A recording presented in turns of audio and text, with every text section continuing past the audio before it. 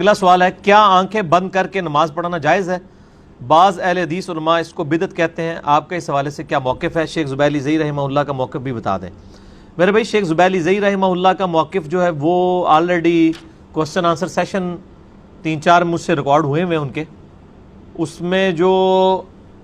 2010 والی ریکارڈنگ ہے نا، مارچ والی، اس میں انہوں نے بتایا کہ ان کے نزدیک یہ جائز ہے۔ جو لوگ اسے ناجائز کہتے ہیں ان کے پاس کوئی دلیل نہیں ہے سوائے اس کے کہ وہ کہتے ہیں کہ نبی صلی اللہ علیہ وآلہ وسلم آنکھیں کھول کر نماز پڑھتے تھے، کیونکہ صحیح بخاری میں آتا ہے کہ نبی علیہ السلام ایک دفعہ نماز پڑھ رہے تھے تو سامنے ایک ایسی کوئی پردہ تھا جس کے اوپر کوئی نقش و نگار بنے ہوئے تھے، تو نبی علیہ السلام نے وفات کے بعد یعنی سلام پھیرنے کے بعد سیدہ عائشہ سے فرمایا کہ یہ تم اس کو چینج کر دو، اس نے نماز میں مجھے مشغول کر دیا۔ تو اس سے یہ بات پتہ چلتی ہے کہ آپ صلی اللہ علیہ وآلہ وسلم یعنی آنکھیں کھول کے نماز پڑھتے تھے۔ اسی طریقے سے بخاری مسلم میں ایسی حدیث بھی ملتی ہیں کہ اگر نماز کے دوران کوئی موذی جانور آ جائے تو آپ اس کو مار سکتے ہیں۔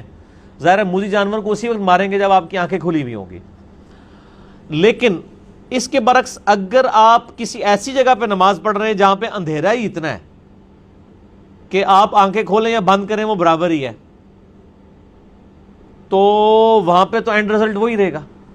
اس کے ثبوت میں بخاری اور مسلم کی وہ حدیث ہے کہ اما عائشہ کہتی ہیں کہ حجرہ تنگ تھا، نبی صلی اللہ علیہ وآلہ وسلم جب رات کو اٹھ کے نماز پڑھا کرتے تھے تو ہمارے گھروں میں دیے بھی نہیں ہوا کرتے تھے ان دنوں میں، یعنی غربت بہت زیادہ تھی۔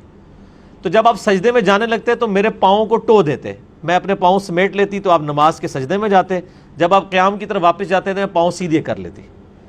یعنی سیدہ عائشہ بالکل پاس سامنے لیٹی ہیں، ان کو یہ نہیں پتہ چلتا تھا کہ نبی علیہ السلام ابھی سجدے میں جانے والے ہیں، ورنہ اگر دیکھ رہی ہو تو پتہ چل جائے۔ اس میں الفاظ ہیں کہ دیے نہیں ہوتے تھے ان دنوں، اتنے گھپ اندھیرے میں بھی آپ صلی اللہ علیہ وآلہ وسلم نے نماز پڑھی ہے۔ تو اس سے آنکھیں بند کرنے کے نماز کا جواز نکل آتا ہے کہ آپ کسی ایسے اندھیرے میں نماز پڑھ رہے ہیں، اس سے تو بدرجہ اولا اگر ایسی صاف جگہ ہے جہاں پہ آپ کو کسی موذی جانور کا خطرہ نہیں اور آپ کنسنٹریشن کے لیے آنکھیں بند کر لیتے ہیں تو اس کا جواز نکل آئے گا۔ دوسرا اس سے یہ بھی مسئلہ پتہ چلا کہ بیوی کو ہاتھ لگانے سے وضو نہیں ٹوٹتا، کیونکہ آپ صلی اللہ علیہ وآلہ وسلم کے پاؤں ٹو دیا کرتے تھے۔ تو میرا موقف اس میں یہ کہ جائز ہے، اور بسا اوقات یعنی نماز میں کنسنٹریشن کے لیے اگر کوئی ایسا کرتا ہے تو بالکل ٹھیک ہے۔